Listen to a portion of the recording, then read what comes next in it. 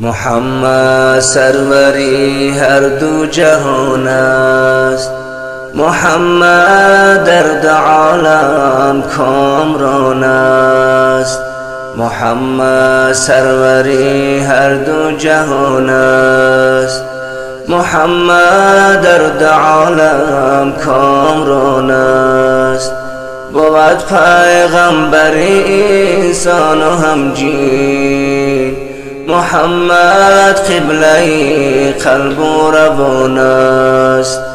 بود پیغمبری انسان و همجین، محمد قبله قلب و روان است.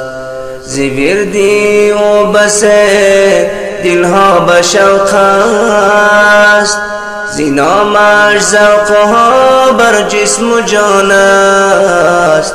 گهی اسرا زمین و بحر و بردی، به معراج عرش اعلی شاشان است.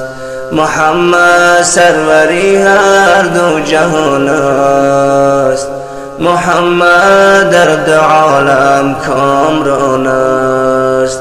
محمد سروری هر دو جهان است، محمد در دو عالم کامران است. بود حکم محمد روی دنیا، محمد شاه هر دور و زمان است. به آیین محمد گبر و ترسا، گرایی چون که او صاحب قران است. محمد سروری هر دو جهان است، محمد در دو عالم کامران است. محمد سروری هر دو جهان است، محمد در دو عالم کامران است. بود شرعش همه اخلاق و احکام، در آن اکرام و فضل و شان و شان است. اگرچه سجده سوی قبله آرد، محمد را خدایش لامکان است. محمد سروری هر دو جهان است، محمد در دو عالم کامران است. محمد سروری هر دو جهان است، محمد در دو عالم کامران است.